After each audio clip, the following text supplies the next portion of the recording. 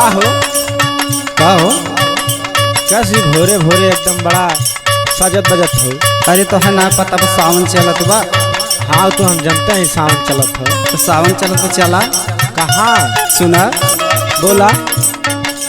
बड़ा निक लागे, बड़ा निक लागे पिया शिव बाबा के मेला। बड़ा निक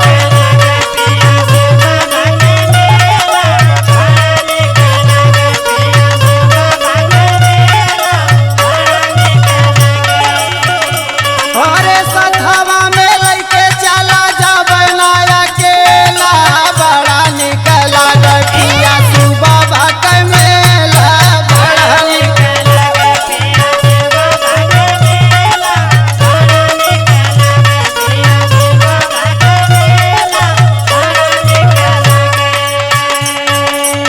अच्छा ये बतावा, हाँ मेला लगल है ठीक है, और देखा धान जब रोपौले ही जरत है, खेत में पानी चलाई कि तोहार मेला हम देखा। अरे तो है तो हरदम काम में सुझात हो। और सुना बोला।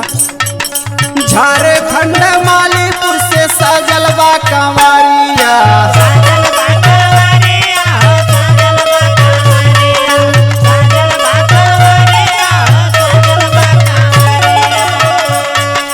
धीरे धीरे जात बाटन शिव बाबा नगरिया।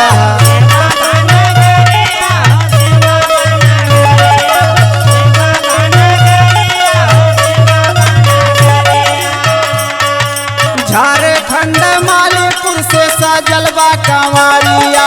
धीरे धीरे जात बाटन शिव बाबा दुआरिया। चलत कबेरिया तू करेला झमेला। बड़ा निक लागे पिया शिव बाबा के मेला। बड़ा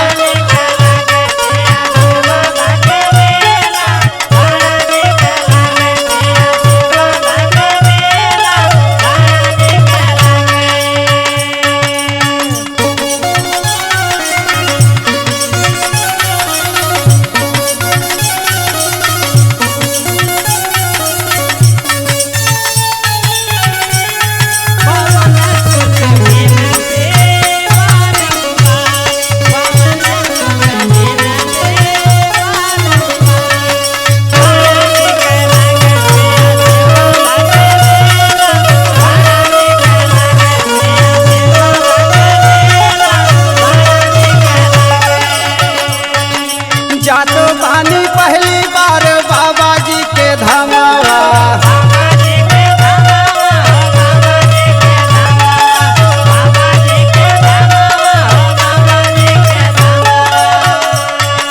कैसे हम साहब पियऊ सिपिया घमावा।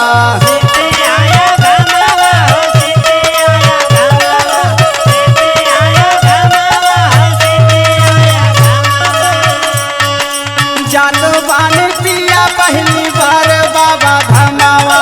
कैसे हम साहब पियऊ सिपिया घमावा। पहुआ में पड़ जाए हमारे जछलावा। पिया कैसे जावे हम शिव बाबा के मेलावा। पिया कैसे जावे हम शिव बाबा के मेलावा। पिया कैसे जावे हम शिव बाबा के मेलावा।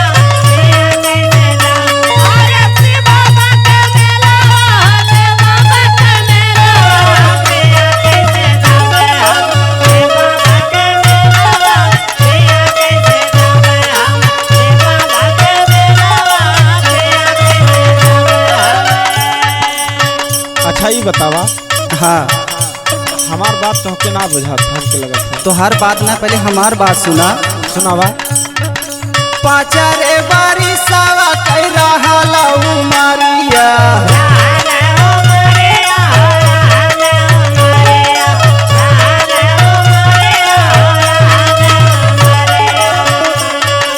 तबाही से पूजत बानी सावन कैसो मारिया।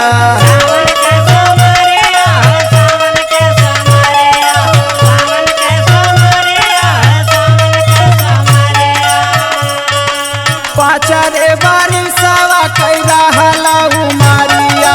तबाही से पूजत बानी सावन कैसो मारिया। पिया धारा में नरिया सा मिल गायन